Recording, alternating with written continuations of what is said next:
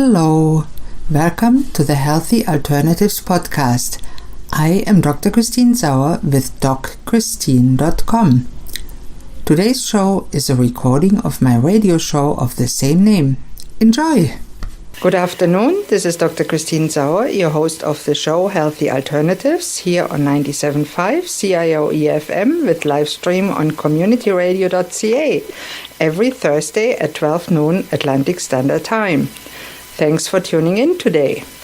In this show, I will talk, mostly with guests, about all aspects of health, healthcare and wellness, from conventional to alternative and everything in between. My mission for this radio show is to help change people's lives for the better by informing them about different options to get and stay healthy and well so they can choose for themselves which option might work in their case. And if you feel you are stuck in a dark place, I want to tell you, don't give up. There is a light at the end of the tunnel for you too. Today, I'm extremely pleased to be with Nathalie Niddam. Nathalie is a certified holistic nutritionist, a bulletproof human potential coach, and a biohacker. Hi, Nathalie. Happy to have you on the show. Hi, Christine. Thank you so much. I'm really glad to be here. Thanks for having me. I'm very happy to have you. So please tell people a little bit about yourself. Why are you doing what you're doing? Maybe you should explain what a biohacker is. Nobody has any idea. Sounds a little scary, doesn't it? Well, you hack into a computer, you hack into biology. Yeah. It sounds illegal. I definitely don't hack into computers. I can barely make them work on a good day. But definitely, okay, well, we'll talk about biohacking in a minute. First of all, why do I do what I do? I've always been fascinated by health and the human body. It's something I think as a kid, I was always into science. I studied physiology in university. And although my career path kind of took me into the business world for quite a number of years, I always remained connected to the health field. And I've always had this underpinning belief that the human body is this incredible... It's just this incredible organism that has the capacity to heal itself. So I've always had a bit of a leaning towards alternative healthcare. And as much as, I know that conventional healthcare, it can, it has its place, and Lord knows it's saved me on a couple of occasions. The alternative side, where what we're really trying to do is support the body and its own ability to heal itself, has always been the thing that's drawn me. And I think that as I was, over the years, looking around me, looking at my family, and, although I have a family that, I come from a family where people cook their meals, we didn't go out much for meals and stuff like that, so we had a lot of respect for home-cooked meals and whole foods and that kind of stuff. I still saw, as they aged, like all these crazy diseases popping up, like diabetes. And my grandfather died of, I think it was colon cancer. And even with my grandmother with dementia later on in life. And, I just never believed that was necessary. And so, I've always finally one day I woke up in my corporate job deciding it wasn't doing it for me anymore, and I just went back to school and followed my passion. That's amazing. It really is. And I find when I came to Canada 20 years ago, I found it very surprising that conventional and naturopathic medicine are completely separate here. There's no need of it. In Germany, I could easily be both. Yeah. And here we have it all separate. And they're oppositional, right? But I think that with the naturopaths, we're starting to see more alignment with the conventional medicine, which is, both a good and a bad thing. Yes, and I see it in conventional medicine literature. Sometimes they talk about nutrition and supplements, and sometimes not even just in a negative way, like I was used to hear. So I think there's some alignment going on, but not much, sadly. Yeah, I think it's still more the exception than the rule right now. I think we're gonna. My sense is that we're gonna start to see more alignment simply because it's irrefutable. Yeah, it's you know, just like needed. You cannot deny that what you put into your body has everything to do with your state of health. Of course, like you just can't. But the problem is that I think that what most people, the attitude, particularly in North America, is that if it ain't broke, don't fix it. Which means that if people aren't broken, they don't seek answers. Right. They don't look to, they think they're getting away with their crazy diet, eating bad foods or eating the wrong foods, let's say. Let's not label things good or bad. They think that they're getting away with 4 or 5 hours of sleep every night or running around in a constant state of stress all the time. Just feel, I'll deal with it later. I'm okay. I'm fine. Now look at me. I look fine. Or they don't look fine, but they're functioning. And as long as they can keep the lights on, they think they're getting away with stuff. And sadly, I think what people are starting to understand is that disease, as we know, disease builds over decades. Right. And so if we can bring good practices in early in the game, we can avoid so many of these diseases that seem to hit us out of the blue down the road. Absolutely. I call it the barrel model of disease. I made a little video about it because it takes years and years and decades to fill the barrel, and we have no symptoms. We think we are okay, but then the barrel overflows. And we go to a conventional doctor, and he gives us some pills to mop up the spill, but the barrel is still full. So we have to keep on taking the pills, and we need to empty the barrel and help the detoxification systems and stop the rain. And instead, we're putting more Roundup on everything. Yeah. Did you say Roundup? Yes, I did. We definitely need to stop putting Roundup on everything. Mm-hmm. Absolutely. I couldn't agree more. And so, and the barrel analogy is brilliant, right? And I think that when I meet with clients the first time and I introduce them to that concept and even introduce them to the concept of how their genetics play into the barrel, like how full it starts off and how quickly it may fill up, right? If you have someone who has impaired detox pathways genetically and they're not taking any steps to mitigate that, then that barrel is going to fill up a lot more quickly. Right. And I always say that the genetics determines the size of the barrel you're born with and the size of the spout where the rain flows out.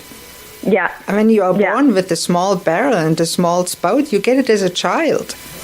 Yeah. And then there's people with a large barrel and a large spout, and they can eat and drink and smoke and stress out and are still 100 years old and healthy. Yeah. Although, and it's true because everybody, definitely people will walk around saying, well, there's this guy and he's like 98 years old and he's a smoker. But more often than not, I think that guy's living in a small village somewhere. Mm-hmm. And definitely his detox pathways obviously are optimized genetically from the get-go. But the rest of his life might be very different than what we might think. I think that one of the things that people really underestimate today is the impact of all of the toxins that we're exposed to cumulatively that our bodies never had to deal with before. Right. And that goes for, whether it's constant stress, pollution, the chemicals in our foods, but even things like electromagnetic frequency, like the radiation from your phone and the quality or the lack of quality in our water, in our air. And that actually, when we get into that zone, that's where we can talk a little bit about biohacking. Absolutely. Because biohacking for me, hacking, we talk about hacking into a computer. Well, biohacking for me, it shouldn't be scary to people because all it is what we're looking for are strategies, whether it's a lifestyle strategy or a supplement or a different practice that helps us to offset the reality, the impact of all this modern lifestyle and environment, if you will, on our physiology, which really hasn't changed. Yeah, and the toxic soup that we are living in now, and the loss of nutrition and food quality, and so many nutritionists, and I don't mean the registered holistic nutritionist like yourself, but the standard dietitians, they don't talk about food quality. They say, eat more fruits and vegetables. Nice, but that alone doesn't cut the cake. No. And even talking about nutrient density, right? Yes. So I kind of have a foot in, I find both extremes. I'm very, very strong belief in ancestral nutrition. Yes. So very nutrient-dense foods, using the bone broths, like that kind of stuff, with at the same time dipping into some really cool, supplements or technologies to help to balance out the fact that sometimes we just can't access what we need. Exactly. And I love that you do that. And I'm looking forward to talking more about that. And the biochemistry is so fascinating. Yeah. I dive into it every day, and you learn something more about the enzyme systems and the mitochondrial health and the brain functions and the cells and how we damage our hormonal systems by lowering cholesterol aggressively. Mm-hmm. The whole cholesterol debate is, it's definitely very complicated. I think that there was a time when, and again, genetics has something to do with that as well. Absolutely. Right? Like, I think that there's the challenge we have is that the systems we have in place right now, the conventional systems, need to, in large, because they're dealing with so many people, they want to find like one blanket answer that's going to apply to everybody because it's more manageable. And the fact is that there is no blanket answer, because my tolerance for cholesterol or my tolerance for certain types of foods may be completely different than yours. Exactly. And so to say that, I have so many clients that say to me, well, aren't eggs bad? I'm like, well, no, eggs are not bad. Eggs, if you think about it, are one of the most nutrient-dense foods on the planet. Right. However, for some people, they're not going to be the best food. So you just have to understand where on that spectrum you fit in to understand how much of a food you want to be eating, if at all. Right, and eggs is not equal to eggs. We have backyard chickens. They are outside on the pasture all day. Yeah, it's very different. The taste, the looks, and the nutrient content is different from eggs that are in cages. Absolutely. And I think one of the hottest debates that's brewing right now, and it's actually getting a little bit ugly. I was just on Instagram a little while ago, and there's the conversation that's happening around people, this whole issue between eating animal protein and veganism that's becoming politicized. Ridiculous. It's really scary to me because like so many of the conversations that go on, it's not the right discussion. I mean, I get that people are very emotional about animal welfare and well-being. I do get that, but there's another conversation that has to happen around how is an animal raised, how are they treated when they're alive, how are they nourished. And Nathalie, that is wonderful to bring us to the end of the first half, because everybody's excited to hear more about what is more natural, veganism or eating animals, and what kind. So please tune in after the commercial break for more about food, quality, health, and with Nathalie Niddam. Thank you.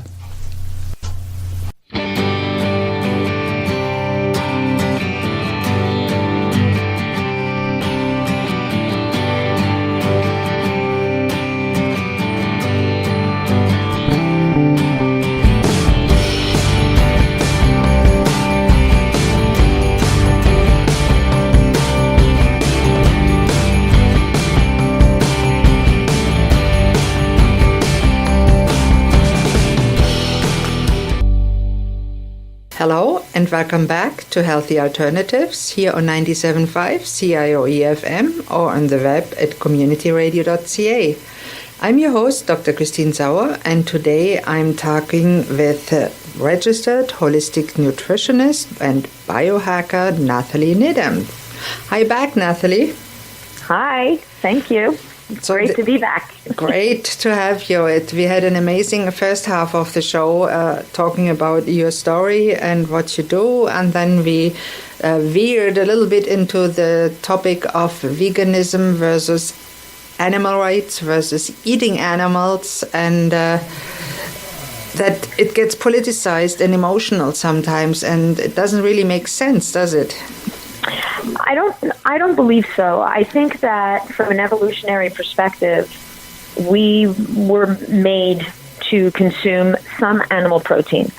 I mean, do people over-consume animal protein? Absolutely. But certainly in North America. And do we need to be mindful of where we're getting our animal protein from? Absolutely. Again, like there's no doubt that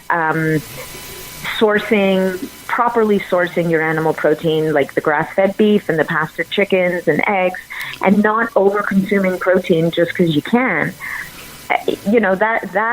that goes without saying. But to flip this on its head and to turn it into this big political moral issue and state that nobody should be eating any animal protein and can therefore thrive, it's just, unfortunately, it would be great if it was true, but it's not. We see it. I'm sure you see it in your practice, Christine, all the time, and I see it in my practice, where people are kind of falling apart at the seams a little bit, and they need some animal protein to be able to function properly. Yeah, and as we said in the break, in the ancestral diets and in the other cultures that are natural cultures, every culture in history ate some animal protein. Doesn't have to be red meat. Some ate worms and bugs and maggots, and that's natural. Or others drink the blood, like the Maasai in the desert, and that's natural. But it is not natural to exclude it completely. But I agree, there's no need for animals to be treated badly. And I do, and I'm ready to take a stand on that one. You know, I think that there's nothing about it that works for anyone, frankly. For short term, it may, but I haven't met any real vegan that kept it like that for more than 10, 20 years without serious health consequences. Yeah, well, there's always shortfalls. And I mean, definitely, you read about in the literature that there are certain individuals who genetically are better adapted to extracting protein from vegetable foods. And so there are some people that may get away with it better than others. Right. But the fact is there's a lot of people who just can't. And so are we saying that it's okay to have people walking around being chronically deficient in key nutrients like B12 and iron and certain proteins? Like, it's just, it doesn't make a lot of sense. And I don't know that we want to get into the politics of this so much. I just think that people, we have to get away from the semantics. We have to get away from blanket statements. And we just kind of have to apply a little bit of common sense and heart to this. And maybe we should go back to the roots. And you probably know that the native cultures, when they take an animal that they want for food, and of course trophy hunting is not what I recommend at any time, but they are grateful. They thank the spirits for it. And I love that. And every time we have backyard chickens, when I collect their eggs, I go and say, thank you, girls. Those are nice eggs. Yeah. Exactly. And they take a gag and go on their day and pick and scratch what chickens want to do. Exactly. Well, they're having a perfectly fabulous life, right? They're running around doing what they do. I think that it's the gratitude. The other piece about ancestral nutrition, and something that's gotten lost over the years, is this whole eating the whole animal and the nutrient density that you get from eating liver or eating all these parts of the animal that we now, for whatever reason, have excluded out of our diets, which is costing us, again, from a nutrient density perspective, and has given rise to the need for using a lot of supplements because we can't get vitamin A, or so many people can't convert the vegetable vitamin A into the usable form retinol that we actually need. Right. And the best way to get that really is to eat a little bit of liver once in a while. But on the other hand, you have to be very careful nowadays because the regular liver is full of toxins. Right, but that's where sourcing your meat becomes important, right? Absolutely. So getting your grass-fed beef or whatever the case may be becomes so pretty important. Having said that, my understanding on liver is that it doesn't necessarily hold the toxins, but any animal that's been factory farmed is going to be toxic.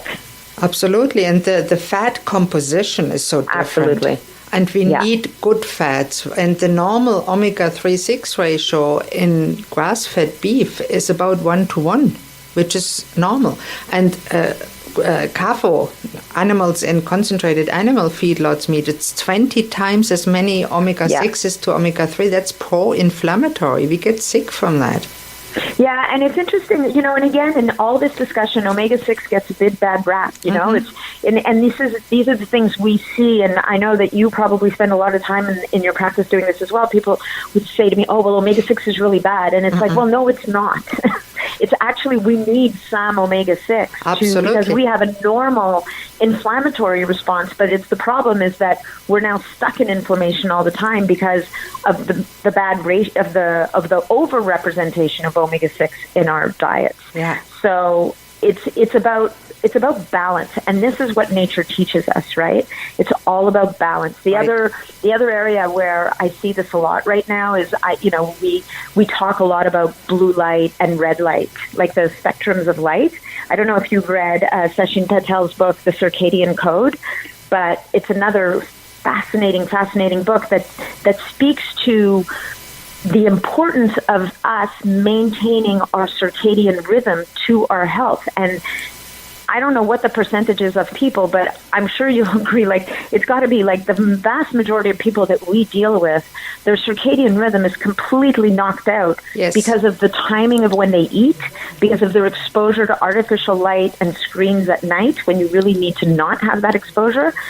And you would think, okay, well, that means I'm not sleeping as well. With that's a trigger for every other health issue that is going to come at you down the road, is being off that circadian rhythm. Absolutely, and that's why shift workers are more sick than people that have a regular rhythm. And it should be adjusted. There's some shift work that is not avoidable, and we have to agree to do it. But when we can avoid it, we should avoid it, and I'm all for it. And it's a fascinating topic, it really is. And there's lots of issues that affect our health. It's not just one thing, and we certainly can do a whole other show about it, and we will.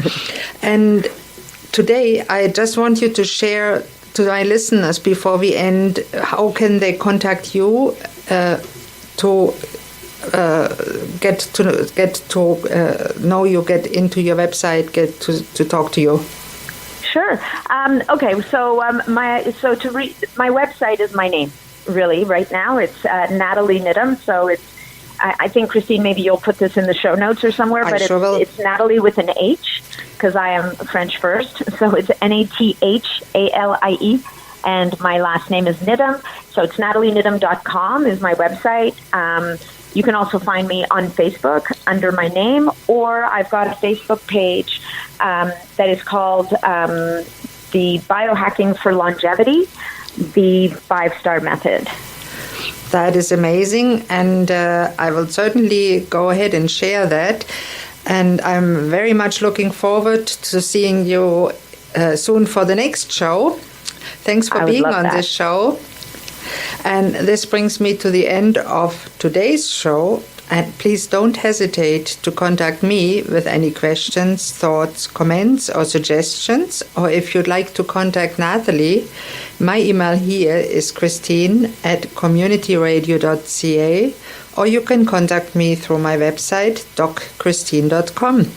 And I'm always grateful for any feedback. I also want to extend a special thank you to today's producer, Luke Ettinger. Thanks, Luke. You might not know this, but this is a volunteer-run non-profit radio station, and we even have an art gallery. If you're local and you'd like to drop in, we are at 11 Glendale Avenue, Lower Sackville, Nova Scotia. Thank you all for listening to Healthy Alternatives. I'm your host, Dr. Christine Sauer. Tune in next Thursday at noon on 97.5 CIOE FM Community Radio with live stream on communityradio.ca for the next and very interesting episode. Goodbye and have a great day.